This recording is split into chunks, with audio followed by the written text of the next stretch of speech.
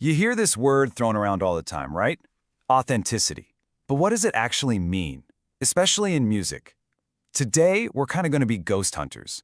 We're on a search for that ghost in the music, that thing that just makes a song feel real. So yeah, what makes music authentic? I mean, is it something you can actually point to and measure? Like, yep, that's 85% authentic. Or is it just, a gut feeling? Does it come from the artist, the instrument they're holding, or is it hiding somewhere else completely? Let's dig in and see if we can crack this thing. Okay, so our first stop on this investigation has to be the artist. It just makes sense, right? The most common idea is that authenticity is all about the performer, what they intended. But you'll see even this gets really complicated really fast. For hundreds of years, especially in the world of classical music, the answer was pretty clear. They had this German concept, Werktreue, which basically means fidelity to the work. The whole idea was that the performer's job wasn't to put their own spin on it, but to be a perfect channel for what the composer wrote. Your authenticity came from how precisely you played the notes, not from how much emotion you poured into it. But then, boom, the 20th century rolls around, and the whole idea of authenticity just gets turned on its head. Think about genres like jazz and the blues. Suddenly, it wasn't about being accurate to a piece of paper anymore. It was all about raw, real, emotional truth. It wasn't about playing it note perfect. It was about feeling it in your soul.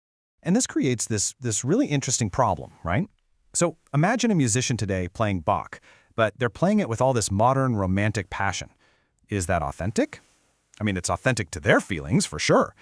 But Bach, he never would have imagined it that way. And that leads to the big one. If a performer is just acting emotional, if they aren't really feeling it deep down, is the music fake? Is it counterfeit? Well, that question kind of leads us down another path. Maybe we're looking in the wrong place. What if the authenticity isn't in the person, but in the tool? Let's check out our second clue, the instrument itself. This is really the whole idea behind the period instrument movement. The argument goes like this. If you play Mozart on a big, modern Steinway piano, you're hearing a sound he never, ever heard in his life. So, to be truly authentic, you have to use the instruments from that time, the harpsichords, the violins with gut strings. The sound itself is locked in time. But what does that mean for synthesizers and laptops? Oh, and this isn't just a theoretical debate. This exact conflict blew up in 1965 in a moment that's now just iconic. Bob Dylan steps onto the stage at the Newport Folk Festival, right? The heart of acoustic purity. And what does he do? He plugs in an electric guitar. The crowd absolutely lost it. They booed him. To them, that electric guitar wasn't just an instrument. It was a betrayal. It was inauthentic. So this really makes you wonder, doesn't it? Is a synthesizer somehow less real than a guitar made of wood and string? Are we just mixing up authentic with old? I mean, think about it. A laptop gives an artist this incredible, godlike control to create the exact sound they hear in their head. If what they make is a perfect match for their original vision, isn't that like the ultimate form of authenticity? Okay, so we've looked at the artist, we've looked at the instrument, and honestly, both paths are full of contradictions. So for our third and final clue, we have to look somewhere else. We have to look at ourselves, the listener. Now, this next idea is a little wild, so stick with me.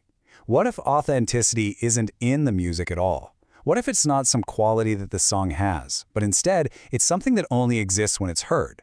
What if it's created from scratch inside your own head? Yeah, from this perspective, the only thing that actually matters is how you react to it. You know that feeling when a song gives you goosebumps, or that chill that runs down your spine? That is authenticity. In this version of the story, it doesn't matter if the singer meant it or was faking it.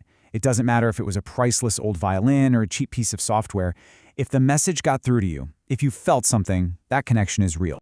So where does that leave us? We've followed all the clues, we've looked at all the angles. It's time to bring it all together. What's the final verdict? And here's the big reveal. The ghost isn't hiding in just one place. It's not just the performer's intention, it's not just the instrument's voice, and it's not just your perception. The truth is, authenticity is more like a conversation. It's a constant shifting dance between all three. It's kind of like an electrical circuit, right? The performer creates the spark. The instrument is the wire that carries the current. But nothing actually happens. The light doesn't turn on until the listener is there to complete the circuit. When that connection happens, the music becomes authentic. And that means there's really no such thing as counterfeit music, as long as someone somewhere is genuinely moved by it. So maybe Maybe we were asking the wrong question all along. Maybe the goal isn't to pin down one single definition of authenticity. It's not a thing you find. It's a thing that happens.